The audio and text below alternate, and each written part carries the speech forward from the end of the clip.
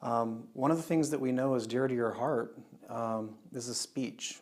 We have a speech contest, and they've named it the Richard D. King Speech Contest. And can you tell us why it's important that we have the youth getting the opportunity to express acts of Rotarian service in these speeches, and why is it important for them to have that experience of speaking to groups of people? I learned a long time ago that the singular most important characteristic that people are judged by, first and foremost, is their voice, their ability to speak.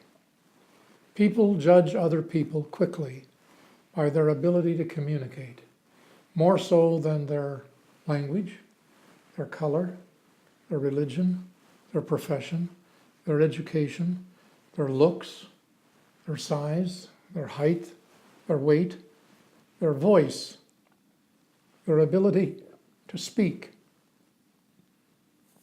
And I knew as a young man I wanted to be a lawyer, so I thought I've got to learn how to speak. My father was an office machine salesman, and he didn't know anything about speech per se, so I knew I was going to have to pick this up the best I could. I was taking swimming lessons at the downtown Oakland YMCA, free, because we couldn't afford anything else. And I was 11 years old.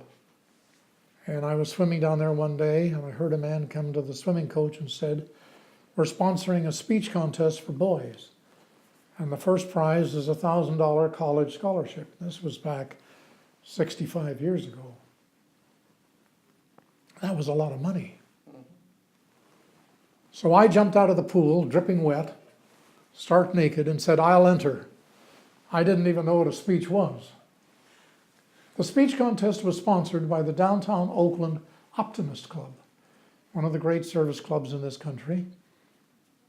And as is always the case in service clubs like Rotary or Kiwanis or Lions or Optimist, my coach was not a professional speech person. He was just a member of the downtown club assigned to help me prepare for the speech contest, as were all the other contestants. My coach, Norman Dan Anker, was a funeral director. He took me to the Oakland Library, and we wrote my speech. You couldn't have any notes in this particular contest. There was no microphone in this particular contest. So he put me into his funeral parlor. And he stood in one corner, and he put me in the other corner. And in the middle were caskets, people lying in their caskets waiting to be buried. And he said to me, "Rick, I want this speech to raise the dead." I'm 11 years old. I'd never seen a dead person until then. And I thought to myself, if it does, I'm out of here in a hurry. But he coached me, and I went back to Detroit, Michigan, to the International Convention of the Optimist Club that year. The guy who won the first prize, who got the $1,000, was 16 years age, which was the high level. My voice hadn't even changed yet. But I got third prize, which was $500. And then I realized that I could enter other speech contests. So by the time 4 years later I entered Cal when I was 16, I had lots of money lined up from having won speech contests. So I decided years later, when I became the district governor of Rotary in this district, that we ought to initiate a speech contest for young people, boys and girls, so they can learn how to communicate.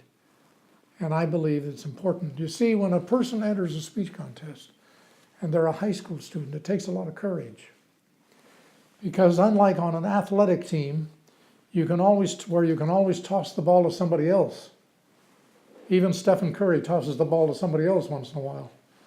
You have a team there to back you up, but not when you're in a speech contest. It's you alone. Your guts and your courage and your work stands up there all by itself. And you have to stand there for 5 minutes or whatever it is to the contest and deliver your message and hope that it's well received. It takes courage. But it's paid off for me. I've given speeches all over the world, many, many times, to all kinds of audiences in well over 100 countries, every state in the country, every province in Canada. And I got it, I think, from when I was a young boy, learning my first steps in how to do a speech.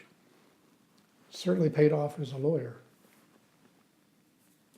So I think it's important that we teach these young people, and of all the things in Rotary, I'm very proud of that fact that that speech contest exists in our district, and I enjoy it.